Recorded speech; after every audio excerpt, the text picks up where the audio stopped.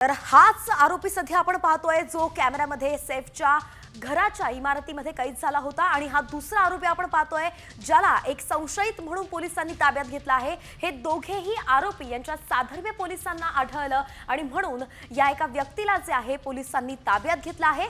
सैफवरती हल्ला यानेच केला का याचा तपास आता पोलीस करणार आहेत आणि यासाठी अनेक महत्त्वाचे दुवे आहेत जे जोडले जाणार आहेत। एक म्हणजे सीसीटीव्ही फुटेज, नंतर म्हणजे त्या दोघांचेही चेहरे मॅच होतात का, त्यांचं हावभाव, त्यांची शरीरयष्टी, अशा अनेक गोष्टी आहेत आणि महत्त्वाचं म्हणजे जबाब, या आरोपीचं जबाब सुद्धा नोंदवण्यात येणार आहे आणि त्यातून नेमका हाच आरोपी आहे की नाही असे अनेक धागेदोरे जोडून अखेर या प्रकरणाचा तपास पुढे जाणार आहे।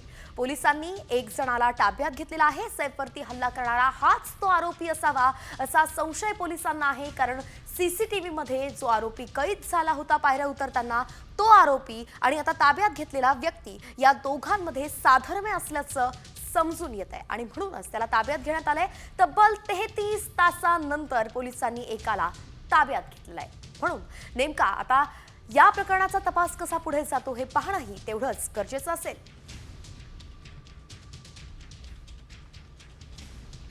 ही दोन दृश्य आपण बघतोय। एक दृश्य आहे जे सैफवरती हल्ला झाल्यानंतर तो आरोपी पायऱ्यांच्या माध्यमातून पळ काढत होता ती दृश्य, आणि दुसरी दृश्य आहे ती म्हणजे तो व्यक्ती आहे या दृश्यामध्ये ज्याला पोलिसांनी ताब्यात घेतलंय। हे दोन्ही दृश्य जर बघितले, ही दोन्ही व्यक्ती सुद्धा आपण बघितली तर यामध्ये बराच साधर्म्य असल्याचं पोलिसांचं म्हणणं आहे आणि म्हणून या आरोपीला संशयित म्हणून पोलिसांनी ताब्यात घेतलेला आहे। त्याचा जबाब नोंदवला जाणार आहे, तपास केला जाणार आहे आणि हा तोच आरोपी आहे का जो सीसीटीव्ही मध्ये सैफच्या घराच्या सीसीटीव्ही मध्ये दिसून आला होता, तोच आहे का याचा तपास पोलीस करणार आहेत। ही दोन्ही दृश्य आपण पाहू शकतोय, प्रेक्षक सुद्धा स्वतः पाहू शकतायत। ही दोन्ही आरोपी, यामध्ये दोन्ही दृश्य सध्या बघून कळतंय की हा तोच आरोपी आहे का नाही आणि त्या संदर्भात आता पोलीस पुढचा तपासही करणार असल्याचं कळतंय। सचिन काळ आपले प्रतिनिधी आपल्या सोबत जोडले गेले। सचिन, आपण पाहतोय की दोन दृश्य सध्या आहेत। एक म्हणजे जो सीसीटीव्ही मध्ये कैद झाला होता आरोपी त्याचं चित्र आहे आणि दुसरं म्हणजे ताब्यात घेण्यात आलेला व्यक्ती। तर यांच्यामध्ये साधर्म्य पोलिसांना आढळलंय। नेमकं कुठलं साधर्म्य पोलिसांना आढळलंय? फक्त चेहऱ्याचं, त्यांच्या शरीरयष्टीचं, अजून कुठले दिवे पोलिसांच्या हाती लागलेत?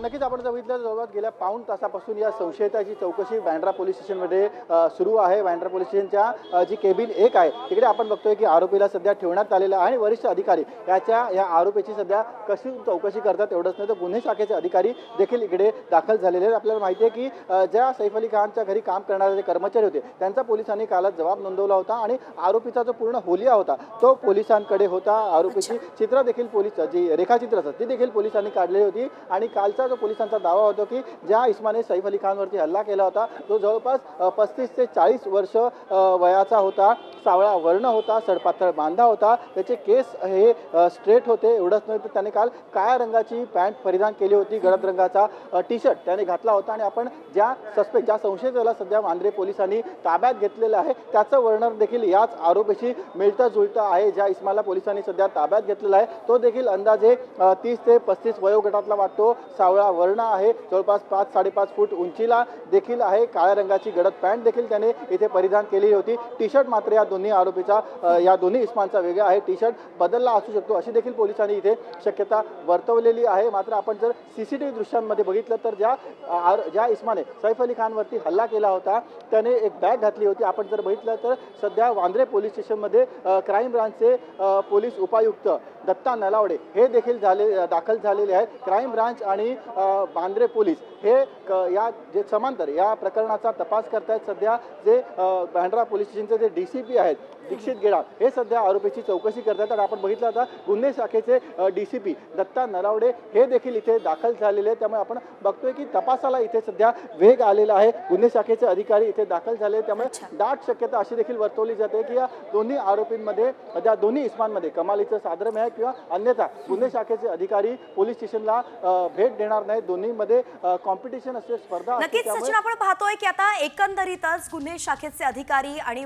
बँड्रा पोलीस हे दोघे मिळून सुद्धा या प्रकरणाचा तपास करतायत. आपण जोडून राहा, आपल्याकडून अनेक महत्त्वाचे अपडेट्स घ्यायचे आहे. पण तुर्तास एक महत्त्वाची घडामोड सांगायची म्हणजे काल जेव्हा सैफ अली खान, अभिनेता सैफ अली खान याच्यावरती हल्ला झाला होता, त्यानंतर तब्बल 33 तासांनंतर आता पोलिसांच्या हाती एक व्यक्ती लागलाय.